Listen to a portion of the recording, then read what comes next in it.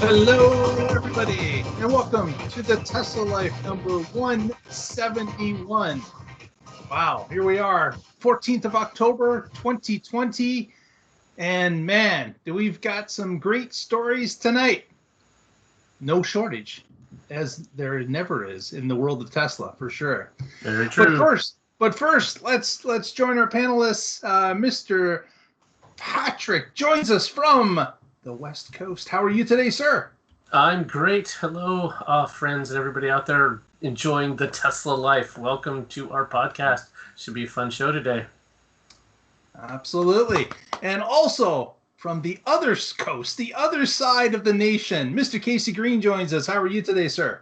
Doing quite well. It's cooling down outside, but at least the sun's up. So well, it was before the nighttime. So. And I didn't notice this, but since you said sun, Patrick, you've got the sun shining on you. It looks like, or is that a light? No, that's the sun. Yep, there you go. That's that big fusion ball in the sky. Lighting up the room there. So you must be enjoying that for sure. Well, this week, actually last week, we asked you, the audience, if you would like to participate in the show. And guess what? We got someone who decided they wanted to do that. Hockey Day of Sarnia, Ontario has sent us a couple of questions/comments. So we're going to play those so you can hear Hockey Day's voice and his questions, and we'll talk about what we think about those questions, comments. Go ahead, Casey. And then when we're done, in the comments below, tell us what you think. Right back to hockey, right back to us. Here we go. Hello from Hockey Day. Just your thoughts. Do you think the Model Y built in Germany will have the new wiring harness that Elon talked about a few years ago?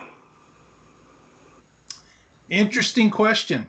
We've got, it was mentioned by Elon about having the ability to cut down the wiring in all cars and being able to use the same wiring for different aspects of operations within the car. So basically having almost like a circuit board of wiring that would be used for different signals for different items within the car.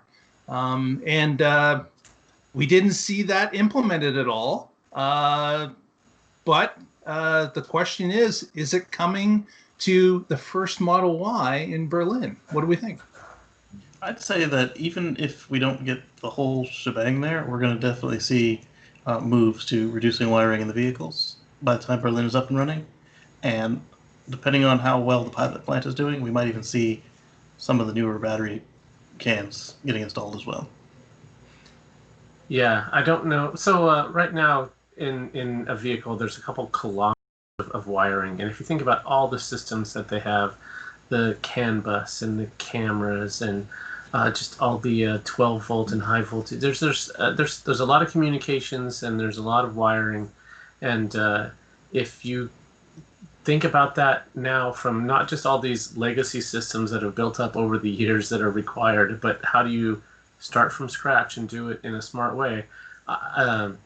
That's exactly what Tesla does. Right? They say, forget about how things have been done. Knowing what we know now, how would we design this from scratch? And then let's do it if that gives us a better answer. So I absolutely think they're going to do it. We've seen in Germany that they're already going to do. This is the first place where the new battery tech's going to be used. This is where their new super duper paint job's going to be. They're going to be doing the front casting as well as the rear casting there. So that Model Y is going to be sort of a technology leader. And I think it makes perfect sense for them to also do the new improved wiring harnesses there. Yep, and we've also seen them already start to reduce the high voltage wiring with the Model 3 and then further with the Model Y, and then again with the heat pump over the separate heater and the AC. So now that's all in one. Yeah, I think so. But the interesting thing about this is that we'll never know until it's announced, because of course, having a test vehicle that's doing this, we would have no clue. There's nothing you can see from the outside or any clue that would let you know that they're even testing such a system. But just the emergency stop button on the dash. Yeah, maybe that. But other than that, there's no external cues. So yeah, I guess we're just going to have to wait and see. But excellent question. Somebody's got to get one of those to Sandy Monroe. Exactly. I think what will happen is we'll see. It'll just somebody will bring it up again, and Elon will be like, "Oh, it's been in there for months." I'm going to go to Germany and get my Model Y there, and then bring it home and then sell it for twice as much. But you'll have the incompatible charging. You better sell it for 3 times, because flying them home ain't that cheap. Yes. That's we'll see, instead of a car leaving by plane out of Newark, we'll see one being boxed up in Hamburg being sent back. So great. What's the second part B from Sarnia? Hockey Day here again. I was thinking about the 4680. I believe in the next 3 years, all Tesla vehicles will have this form factor. And I do believe Panasonic's contract is only good for another 3 years. That's an interesting point. Yeah, it is. So he's Hockey Day is insinuating that could the end of the Panasonic contract coincide with Tesla's moving into the 4680, the new form factor, and of course, probably their own manufacturing. Yeah, they need a lot of batteries. I don't know if they can dump their suppliers. I think it will probably be extended. I mean, because right now the Panasonic group, both inside Gigafactory 1, Tesla Nevada, and in Japan, is actually making, whether it's in the 18650 can or the 2170, they're being made to Tesla spec and with Tesla formula. So they're not really Panasonic batteries. They're just assembled and then built by Panasonic.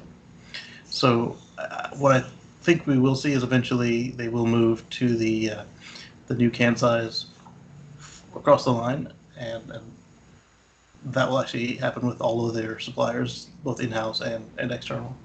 Because right now they're trying to buy everybody's batteries to the point that they're buying a part of LG. Yeah, one thing though is you can't just move. You can't tell people just move to that can size. To go that big, you also have to have tablets so that you have the short path and that you have the cooling that you need.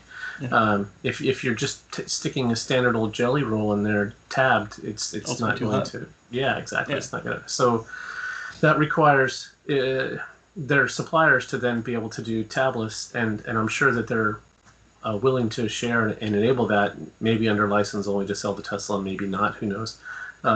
So it's not as easy as just they'll make all of their own, because they there's just so many they need. They're going to need partners, and they also can't just tell their partners to make it until it's really been developed and fleshed out into high volume. Which, during Battery Day, they talked about how the end is in sight, but there's a lot of hard problems to solve. They think they have a line on how to solve them all, but that's not the same as they're done, right? So I mean, Tesla can do. I mean, they have done experiments. They've got some vehicles that have them in there. They're testing them out now. They've made tens of thousands of them, but that's not the same as having made millions of them. And yield is definitely a problem. Whenever you get something into high volume manufacturing, if you don't have high yields, then you have to do a lot more testing. Your testing is expensive, and you have that slows down the process. And anyway, so yeah, it's I don't know if 3 years is the right time frame to allow that to happen. It seems like it's long enough when you look at how fast Tesla moves. But can their suppliers also move that fast? I would say that 3 years is the perfect timeline, because if the contract needs to be renegotiated or dropped in 3 years, and the tech is going to be fully fleshed out in 2 years or less, and you've just bought 10% of one of their major competitors, they have some negotiating power to say, hey, even if they don't switch it right at 3 years, but to say, hey, before the end of the next contract, you'll be on this form factor with the tablets, and probably even with the new formula. Yeah, certainly in a negotiation position, it makes sense to have your ducks in a row for that. I'm sure they will, anyways, whether or not they're actually planning on dropping them or not. But the other thing is that when they talked about the on Battery Day, the 4680 and the new process that's going to be laid out and the non-drying requirements and the Mm-hmm. way it's going to be manufactured, there's many things that Panasonic is not doing. Maybe licensed, as Patrick mentioned, may not be, but I think they need all the batteries they can get. And I think that they were going to, at some point, and Panasonic, I'm sure, is certain of this as well. They will be out, I think, at some point. But I think in 3 years, I don't think it's enough time. Yeah, so this is really insightful from Hockey Day, just because you know that people at Tesla and people at Panasonic and all the other suppliers are thinking about, oh, the game has just changed. You know, we're not just the exclusive supplier. It's not just doing the same old thing. We've got to be innovative. We've got to adapt. We've got to adopt this new stuff. We've got to move to better systems, better processes, better technology. This is awesome. It's exciting. Absolutely. That's why the world of Tesla never stops, and and the news just keeps on a rolling. And speaking of news, something that we've talked about in great amounts earlier in the year was about Giga's removal in Berlin of trees. And what's happening now, Patrick? That's right. It's the return of Treelon. Yes. So, as you all probably know, there when the factory location in near Berlin in Brandenburg that Tesla has had a tree farm on it, and so they had to clear a lot of trees.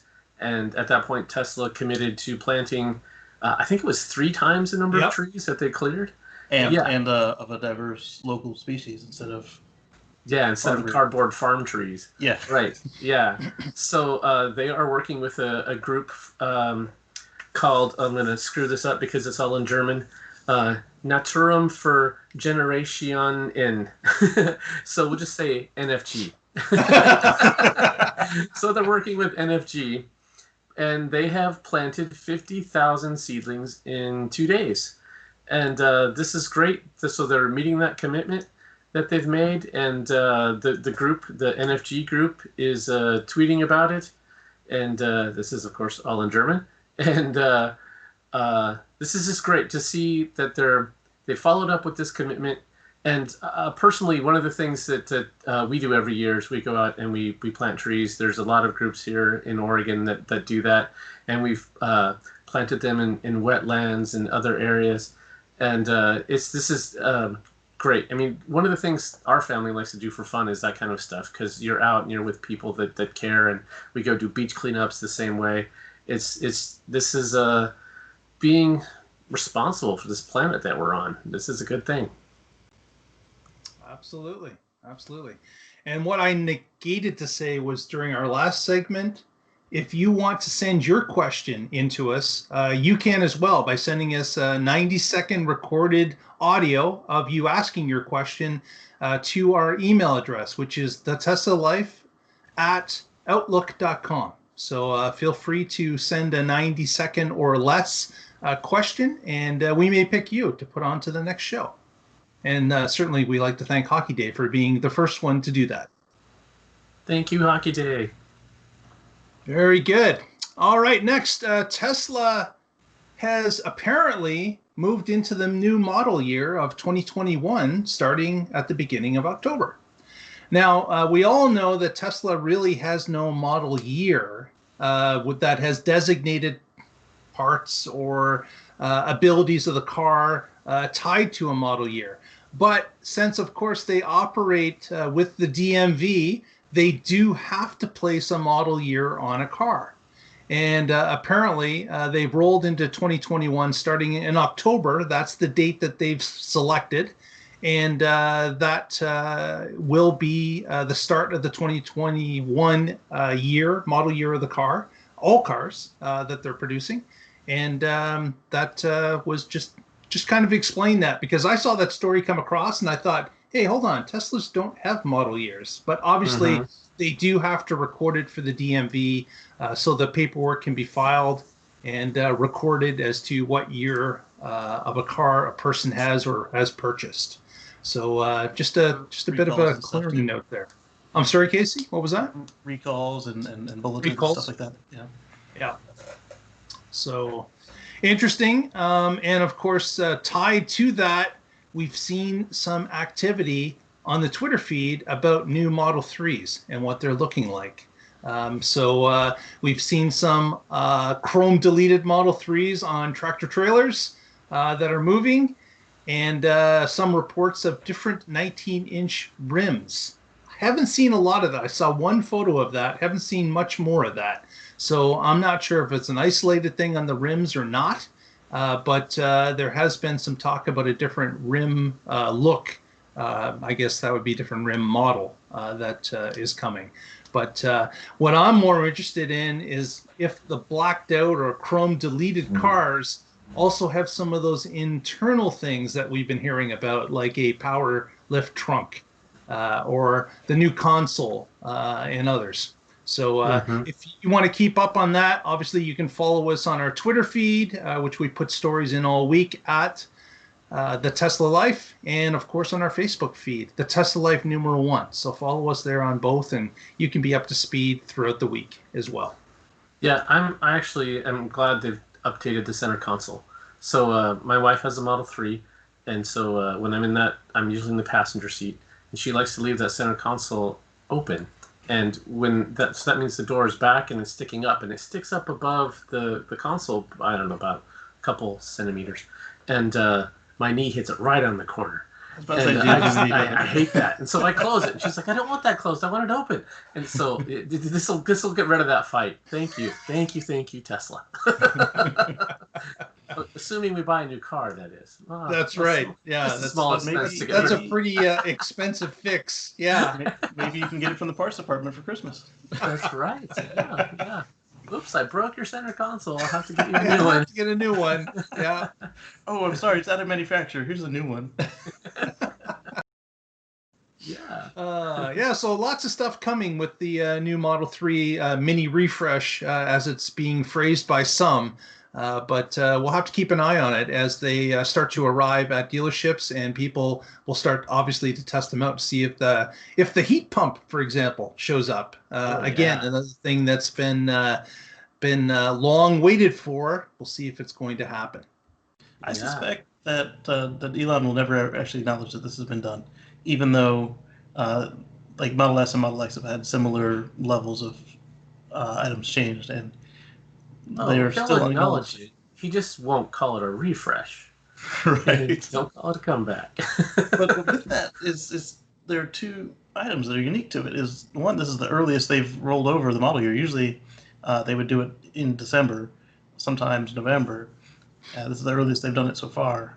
And it just so happens that all these identifiable changes, like, you know, that us lay people can see in the car, are happening with the model year rollover. I'm curious if we'll see any late 2019s that have the stuff on them, just to prove us wrong. Yeah. We did have actually a Twitter question came in, and they were asking about if I was to buy a Model 3 today, if I was to put down my money on a car today, do you think we would get the updates in the Model 3? And that is a loaded question. You really don't have any idea, because you may be getting a car that has been at a dealership and was slated for somebody else, and something fell through, and it may be the right color and the options. You may get that one. Mm-hmm. You may not get one that just came off the line. I certainly would suggest waiting a little bit. If you want to have those options regardless, I would wait a little bit longer till they start showing up. Because in the middle of the transition, you may get one, you may not get one. It really depends on what is out there and sitting on lots, and what city you're in, and what's the availability like in that city. Yeah, so there's sort of a distribution cloud of what gets sent out. We see this all the time with those VIN trackers. Every once in a while, you know, they're on whatever number, say 80,000, and then you see like a 60,000 pop in there. Yeah. Okay, where'd that car come from? Where was it hiding? And how? And so like a dollar bill. yeah, they're not always in sequence. Exactly. Well, the one thing there though would be if any 19s have the new stuff, and if they don't, or sorry, any 20s have the new stuff, and if they don't, then that could be a proxy. Or if all the ones with new stuff, because all the ones we've seen so far with the new stuff have had European plate brackets on them, so are they even available at all in the States yet? So if you order it now and you order something that's not in stock, and you gotta wait till the end of the quarter, then you will get it. But if you order it and it'll be available tomorrow, well, we know what you're getting. Yeah. It ain't that. Yeah, absolutely. Okay, next we've got a story that Casey's going to tell us about full self-driving. What's happening there? Yes. Hopefully I'm one of these people because my car is several versions behind now. Keep telling me I'm up to date. So somebody had asked Elon on Twitter, I don't remember what they asked him, but he responded with that we're getting with the full self-drive previews being rolled out to limited folks on Tuesday, the 20th. And he was I remember what it was now. He was talking about Waymo with somebody, and somebody said something good about Waymo, and Elon's like, I'll show you. And let's see, how did he phrase it? He said the latest build is capable of zero intervention drives. We'll release limited beta in a few weeks. And then later on, he clarified that it would go out to a limited selection of good drivers. And my response was, I wonder if my car thinks I'm a good driver or not. I signal in parking lots, but I do lay into the lightning pedal a little bit. But it's a B-series car, and when I do it, it's safe. So does the car think I'm safe or not? But then I also followed it with the things always tell me to put my hands on the wheel when I am holding the wheel. So that probably counts against me. We'll find out. That's an interesting little tidbit that he might not have intended to divulge in that they have a list of people who they think are really good drivers. Yeah. Their training data gets utilized a little more in the system. Yeah. Well, we had to suspect that with Tesla Insurance because they implied that they would be using your driving record and how much you use autopilot to lower your rates. So it's kind of cool to see that they're using this to also validate the new system. Yeah, it would be cool if in the app they had a driver score for you. Yes. And yeah, because they talked about how they could give you hints if you have their insurance on how you could get a lower rate, what you could do to improve your driver score. So why not just make that available to all Tesla drivers? That'd be cool. Yeah, my driver score's a 97.8. That's good enough, aren't I? Yeah, somebody tweet Musk and ask him for that. That's a good idea. Everybody tweet Musk and ask him for that. More power in numbers for sure. Yeah. Definitely. So I don't know if it was here or on the groups or over with Mr. Frost that I suspected that we would see the enhanced autopilot limited rollout would then be used to kind of dangle the carrot to get people to make the second hop into full self-drive, and it would be done very shortly. I didn't think it would be done in 2 weeks afterwards, but I did predict it would be something they do like, oh, hey, you're already halfway there. Do you want to just finish it off? It's only $4,000 more. Yeah, everybody's got that just laying around. You would think there would be some sort of a dangle to at least let people know, or it would be the other side of things. You know what? As of October 20th, we're raising full self-driving price. That's definitely coming because every time they increase the capabilities, they increase the price of that. So if you were already thinking about it and this is enticing, this is your last chance before it raises yet again. Yeah. So October 20th, it's coming quick. I think if they were going to announce a price increase, they would say like the price is going up in January, so they could get that money in this quarter. Oh yeah, they're definitely going to want to do it this quarter. But the question is, since this is super limited, will we see version 11 come out this year? Because typically we get our version bumps around Christmas season, and that's coming up fast. And then what I suspect is before it rolls out to everybody, is we'll get another cash grab. It'll be, hey, these people love it. See their videos? Yeah. Want to miss out? I didn't anticipate 2 weeks, so that was cool. You called it though. Yeah. Fantastic. Well, another blast from the past. What's happening with the charging snake? So somebody else asked Elon, does that mean that we will see the charging snake? And he said, Yes. Straight to the point. Another short answer. Yes, and somebody else asked, what does that mean for the full self-drive coast-to-coast demo? And Elon had previously said, this was right before he told the other person yes. He said that it would be dependent on, let's see if this one's got his exact wording. By the way, we're actually working on a charger. That's the old one. So basically, he said that it would be dependent on the coast-to-coast. The coast-to-coast drive would be dependent on our metal snake charger. And so that was confirming it. And then this other person asking, will we ever see the automatic snake charger? He says yes. That just further cemented it. So fair enough. And do you have that video that you could show us? What the for those with a short memory? We do. Let me maximize this and do a screen share of that application. No? Fine. That monitor. And let's hit replay.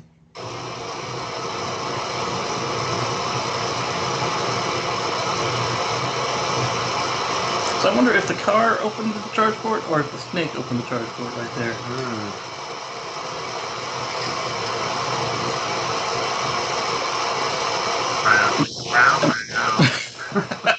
And this would also solve the issue of carjackings at superchargers.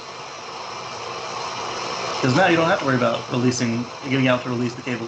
You can just shift in the drive and the thing will release itself. Yeah. Okay. That should have been censored there. But yeah, that is interesting. Whether or not that can be deployed at certainly a coast-to-coast run, you'd have to go to every supercharger and install some sort of unit onto one of the superchargers in order to facilitate that.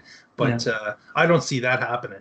I do, because look how quickly they rolled out the CCS charging in Europe.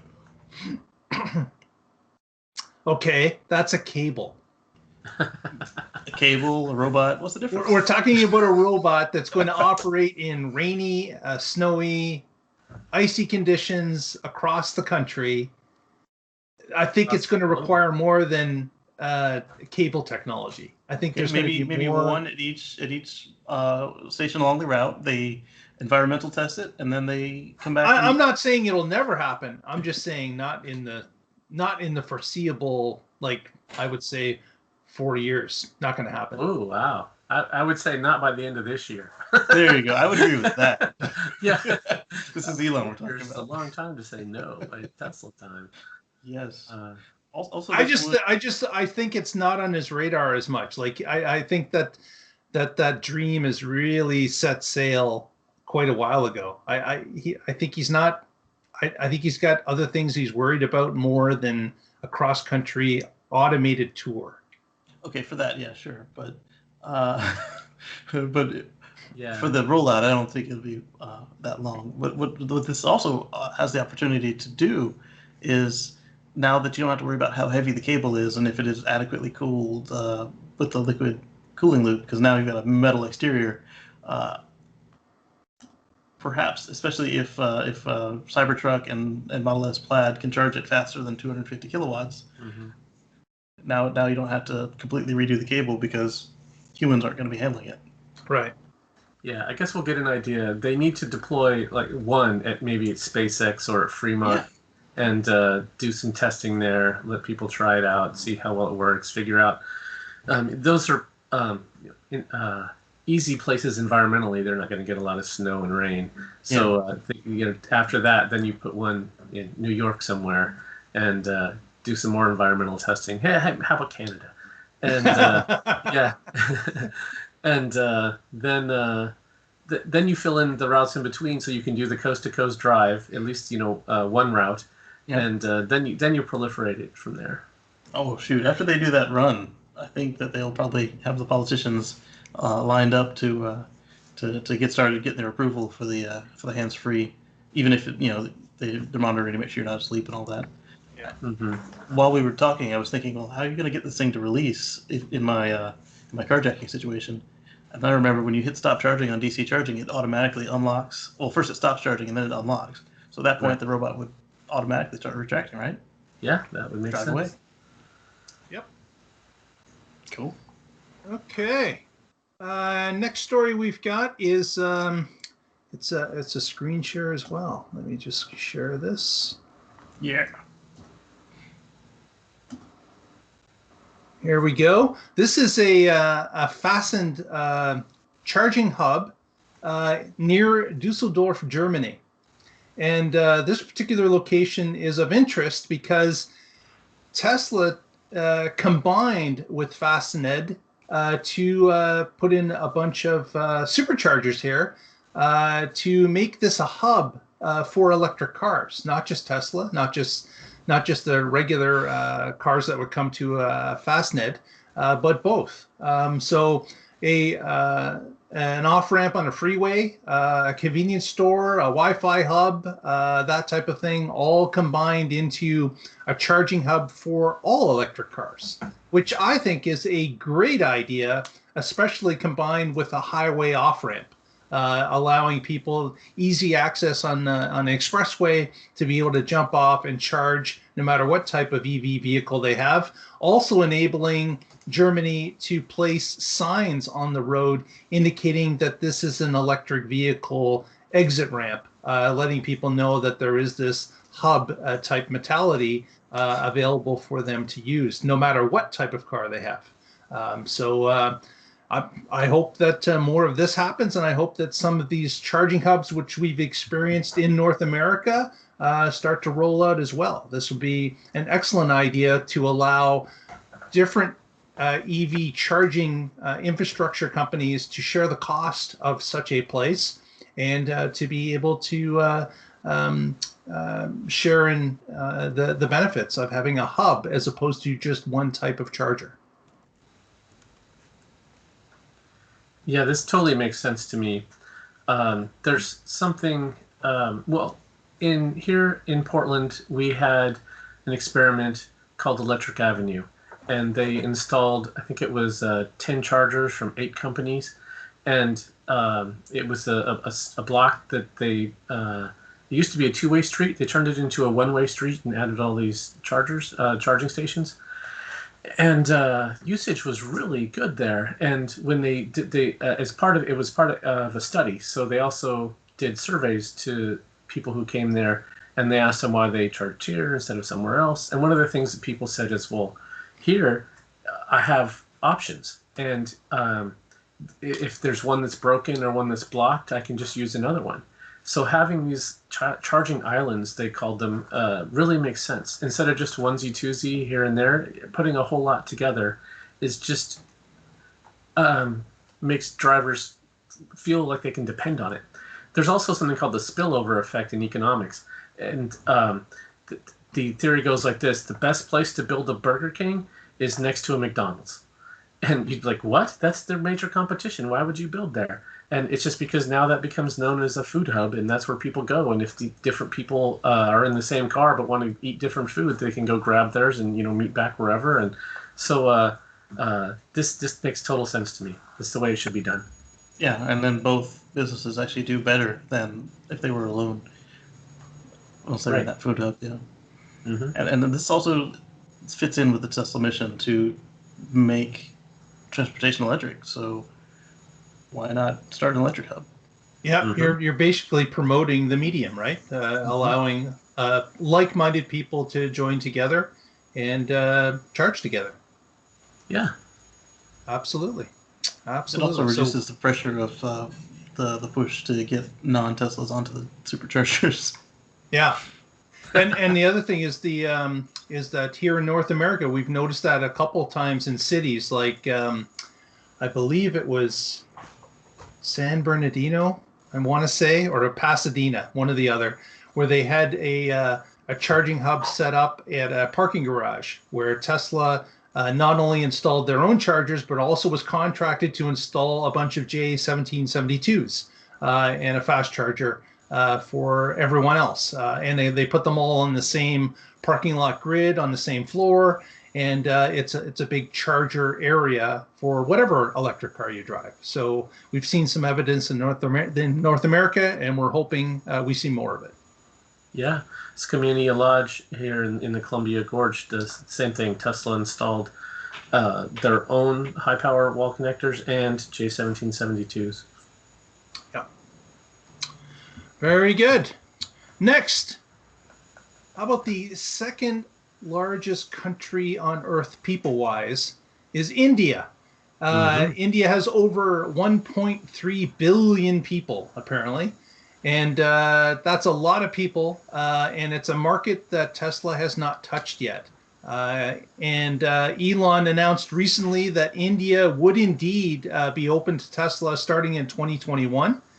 And he released some more information about some details. People asking, hey, as soon as he said that, he's getting a bazillion tweets asking him when they can reserve their car. And Elon came back to one of them and indicated that Tesla would be opening the reservation software page for January of 2021. So right away, they're going to allow reservations to start. Now, they're not indicating where the cars are coming from, if they're coming from Fremont or possibly from Shanghai. But they are indicating that if you're in India and you wish to get a Tesla, that you'll be able to reserve one online starting at the beginning of January next year. So that's a step forward. And of course, now also the many questions start to roll in. Okay, there's not any charging infrastructure Tesla-wise in India currently. What happens there? What city do they start in? Tesla has indicated in the past that India has a large import tax. How does Tesla eliminate that by being able to pull cars in quickly? And there was talk about them setting up a research center in India. So actually employing Indians in the country. And there's the possibility that that may remove some or all of the import tax that currently is there, or possibly the ability to set up a center like in Europe where they have the ability to do small assembly, final assembly on a car that comes in from overseas. So many different questions and possibilities exist. It's still not very clear at this point. But what's great is that they are starting to open this market, and it appears they're going to start with taking orders at the beginning of January. Yep. So the no network deal with Tesla is not an issue.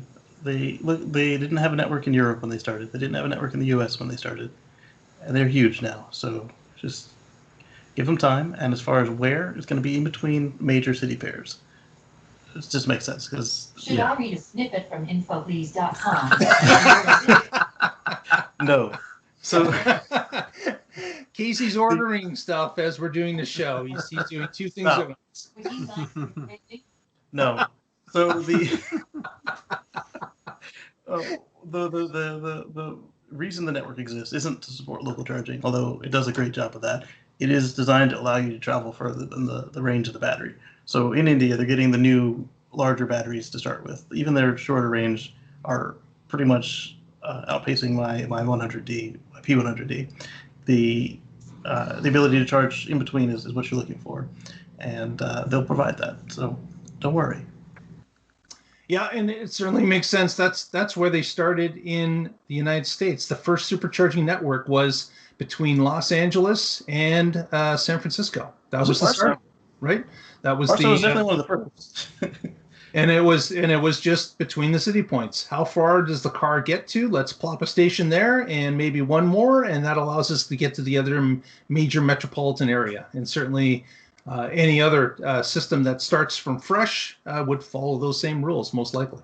Oh, yes. Absolutely. Okay. Next, Casey's going to talk a little bit about what's going on with the pricing with the Model S. Yes, let's talk about pricing. So the article that we have is saying that, Model S is now down $3,000 to $71,990 and blah, blah, blah. And then Lucid came out and said, our car is going to be $69,900. And then Elon says, that's all right. Next week, The Model S will be $69,420.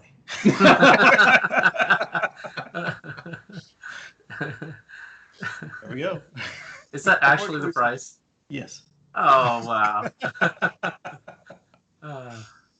Crazy. What can we say? So both are all versions of the S dropping, or is it just Your starting price. just the one? Yeah, I mean that's typical Tesla fashion, you know. Yeah. Hopefully that's not the after savings price, because that would be bull. They've just made it easier to turn that thing off when you get to the configurator. That's good. And so this is great because it happens for a couple of reasons. Tesla is passing on the savings as they get better at this. So if the costs for them go down, then they lower the price. Some of the naysayers are saying, "Oh, see, they can't move them, blah blah blah," so they discounted it. But is it that they couldn't move them, or they just didn't feel like making as many because they sold every one they made? They didn't have any extras laying around, so. Right. Yeah, there's nothing that requires them to lower the price. Right. Yeah. So this is just a good thing. This just like you said, this means they're getting more efficient at making the vehicles. They have better relationships with their suppliers. They're getting more efficient at building the battery packs. This is all good news. Exactly. And it fits with their mission, right? Yes. If you can lower the price of the vehicles, more people can afford them, and you're going to get more of them out there. Exactly. Yep, absolutely. Yep. It's that continuing thing. We've seen it forever with Tesla. Is that they continually play with the pricing as the market conditions change for them. So as Patrick mentioned, as they get better deals with suppliers and as volumes increase, they're able to pass that savings along to consumers in many cases. And they've done that in a number of ways. So I don't see this being a change from what they do at all times. It just is par for the course as far as I can see. Yep. And then another theory that was floated out there is that perhaps this was done to really push home this last quarter to give them another record-setting year, which is definitely a possibility because when it's cheaper, more people can afford it, so more people will likely buy it. Yeah, and they are chasing that 500,000 sales figure in a year, right? Yep. And I believe they needed to do 180,000 sales in Q4 to achieve that. Yep. And pushing 70, you're not cannibalizing as many Model 3s as people suspected. Oh, yeah, if you do that and make it cheaper and people buy less Model... No. If they were going to stretch, they were going to stretch. So now they don't have to stretch as hard. They can either plus it up or get some accessories. Yeah. Okay. We'll keep an eye on that. Next, Patrick, what's happening in Vegas? All right, Sin City, baby. The Boring Company's happening. It's not a boring place. The Boring Company has the Vegas Loop, and it is expanding. And if you're following us on Twitter, you saw that map tweeted out recently that shows exactly where it's going to be going. This is according to the Convention and Visitor Authority president, Steve Hill. And so this article here is on Teslarati. It says, currently, the loop is set to transport passengers from the Las Vegas Convention Center to various hotspots, resorts, casinos, and hotels on the Vegas Strip. It's also planned to run from the Fremont Street Experience several miles north of the Strip down to the airport. So that's awesome. I went to Vegas in the summer of 2019, walking around in 105-degree temperature. And so your options were to walk through the casinos, which may or may not be smoky, or walk outside, which was definitely hot. The Strip and the Fremont Street Experience are not exactly close. It was quite a hike to go between those two. And the same with the airport. I was thinking that there would be a shuttle bus to my hotel from the airport, like I've experienced many other times. Not so in Vegas. So being able to hop on the Vegas Loop and go to right down to wherever you're at, if you're on the Strip or if you're on Fremont or wherever, and get at least close to your hotel, if not right at your hotel. This is great. So I'm really glad to see that they're expanding, and we will see if this works out. I have really high hopes for it. I like the idea that depending on the volume of people, they can make more tunnels if they need to, and expand. And if you're drilling underground, you can build as much as you need. So this is a good start, and before it's even done, it's already expanding, and more places want to be involved. And you can see on the map that we posted on our Twitter, as I said, that... Are you guys not seeing it on screen now? Oh, yep. Oh, yeah, there you go. Okay. Yeah, you can see this whole part in the lower left. This was added. The part over that shoots off to the right going to the airport was added. This is great. It's an absolutely huge expansion from the original project. The original project is in light blue, which doesn't show up well on the map, but that's the Las Vegas Convention Center loop over here. And then the next thing they did talk to a couple of different hotel owners who wanted that expanded to their hotels, which is shown here on the map. And then the other piece in the medium blue color, that's got to be 12 times the size of the original one, if not a little bit larger. This is incredible as to what they want to do here, how far they want to push it out. But we were speaking before the show about they're going to have a problem with the taxi union in Las Vegas because that's a pretty powerful lobby that I don't think they'd want to see this unless all their taxi cabs could use the tunnels because they're electric as well. But we haven't heard that that's going to happen. But maybe that's a way to sell some cars. I don't know. Well, that would be interesting if they just supplied the tunnel and other people supplied the vehicles. But my understanding is that Tesla's going to be running and operating the whole thing. Yeah. So I don't think that the taxis just driving down there is part of the plan. I think we'll be lucky if our private Teslas will be allowed in it. Yeah, I don't think that either. I don't think it'll happen. I really don't.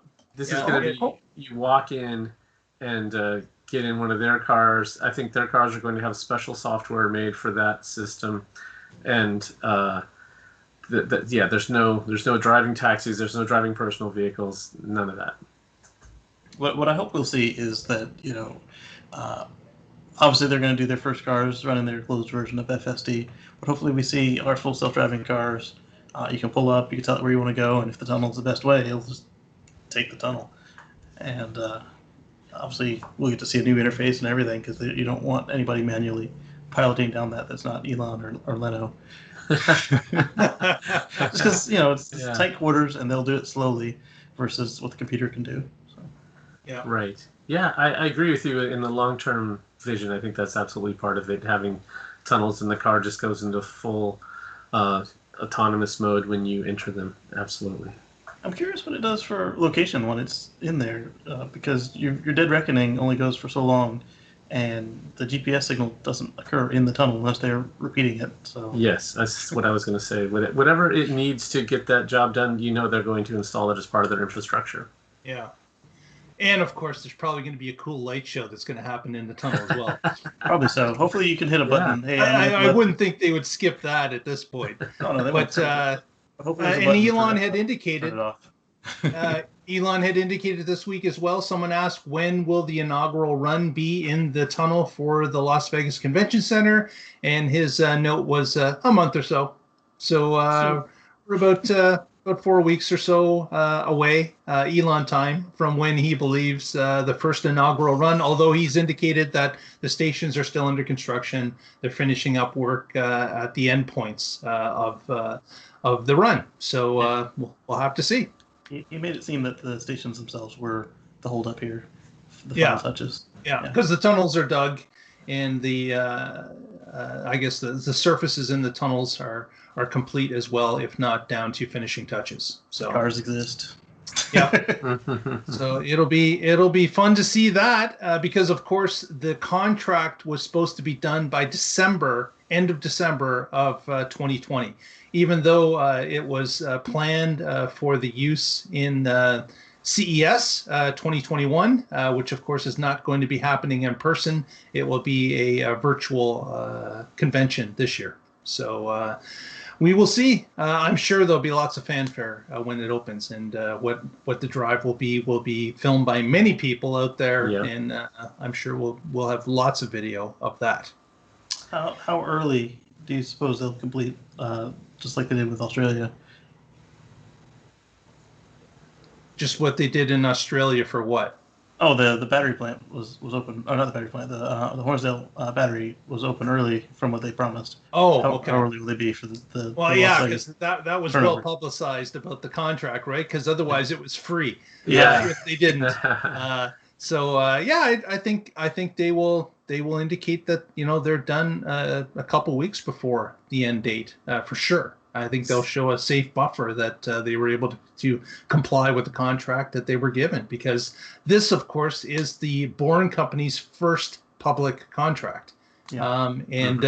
They have to perform well in order to put it on their resume and allow other people to know that they're reputable and are able to follow a contract and complete on time. I think that would be a big star on their resume sheet, and they're definitely going to try to make sure that that is the case. Especially when every other tunnel project in the U.S. takes 5 times longer and 10 times the price.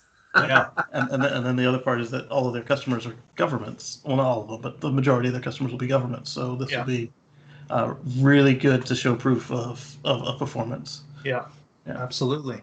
And still on that topic, there was a indicator that Elon had made a tweet that he quickly deleted afterwards, and he mentioned something about a more dense Tesla.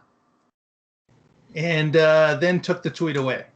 It was gone before I could click on the notification Casey to read tried it. to copy the tweet, but it was gone just too quickly. But you are my density.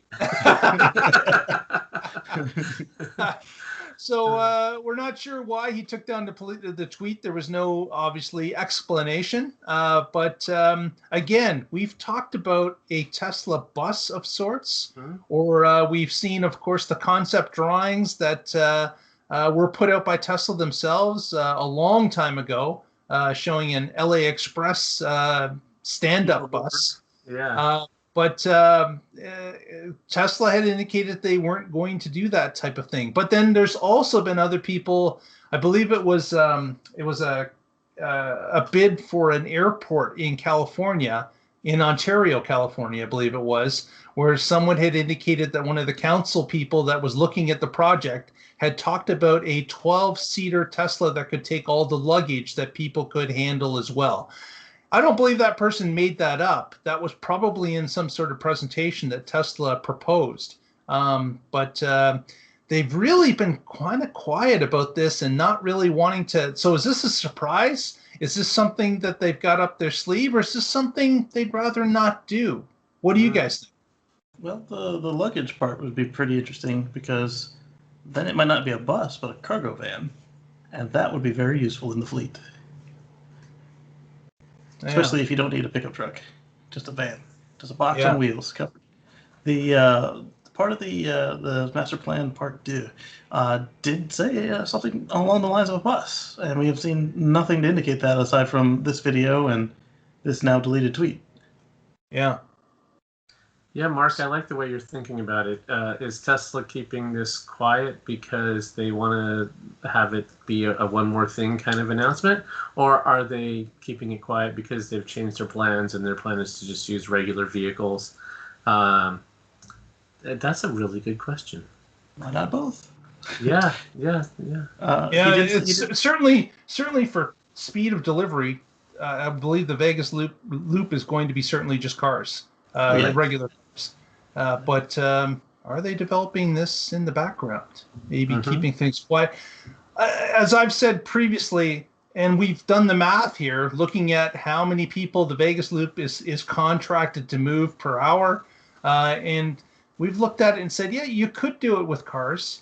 You could, but it would be a lot easier in a higher volume vehicle, certainly. Right. Maybe over time the idea is to release it after some test trials, or and of course, let's keep in mind, Tesla's got its own personal tunnel that they can test out as well, right under Hawthorne. So there may be some stuff going on that we don't know.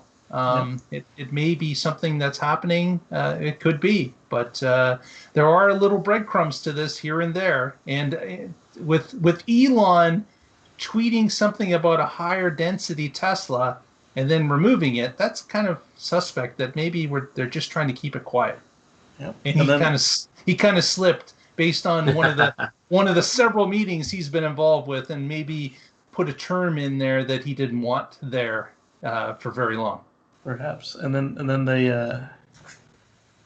where was I going with that?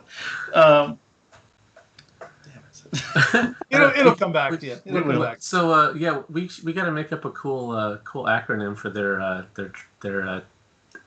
non-bus thing. I don't know. We could call it the THUD, the Tesla Humanoid Underground Density Machine. It's not a bus. just like the flamethrower. It's not a bus, Tesla. Yes, it's not a bus. Yes, it's not a bus.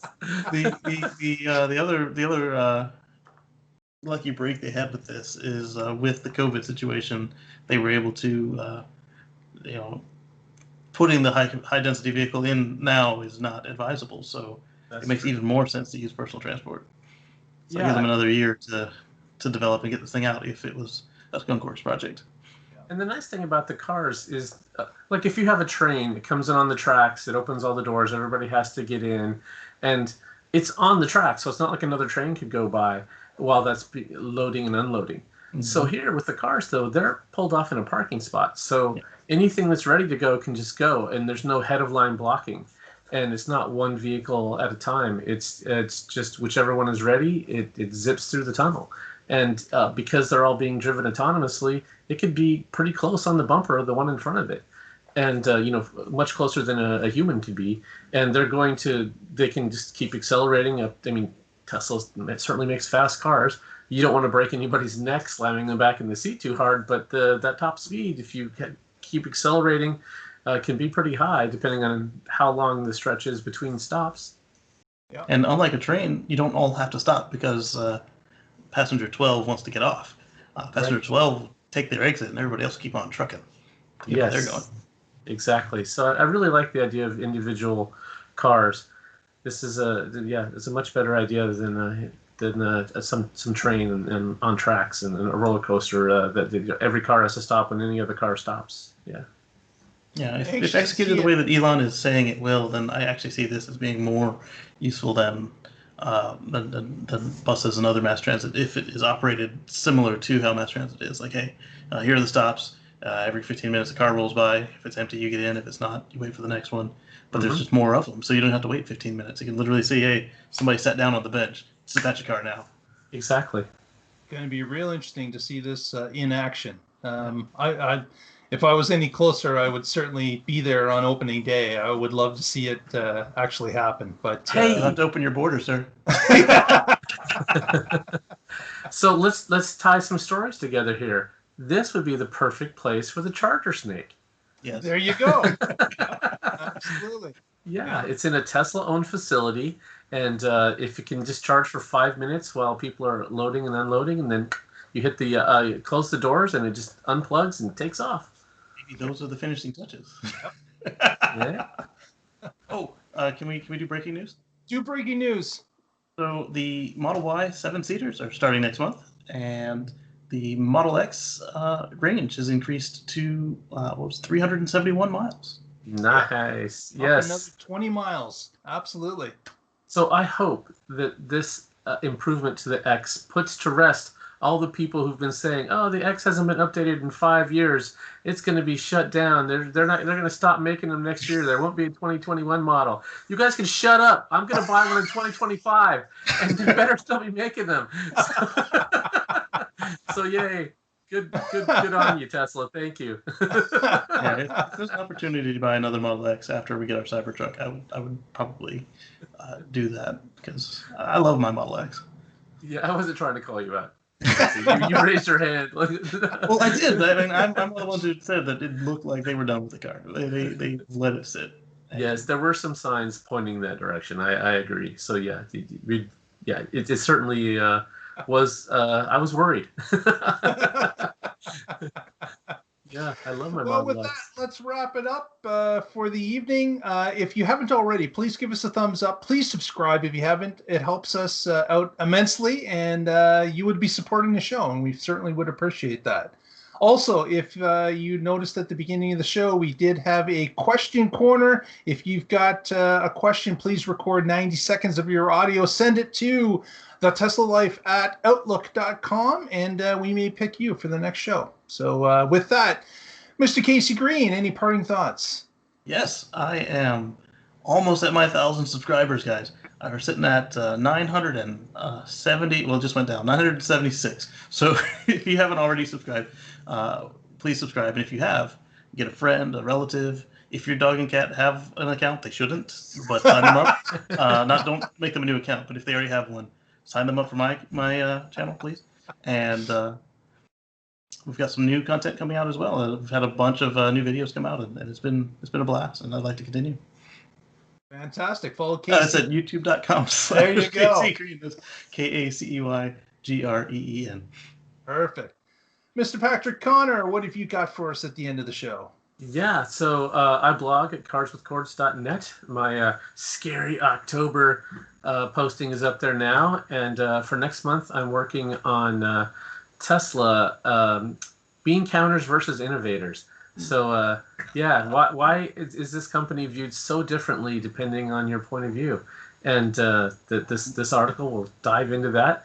And then for December, I even have this whole history of the modern EV era coming out because it's a 10-year anniversary from when the Volt and the Leaf came out in December of 2010. So take a little look back at how we got here today. Perfect. You're looking forward to that. Yeah. All those analysts that count half the company is worth nothing. Yeah, exactly. There's certainly metrics you could look at. That, anyway, it sounds like we got music coming. Bye. Oh, sorry. Good night, everyone. Have yourselves a great week, and we will see you next time and find out what's going on in the Tesla life. Take care.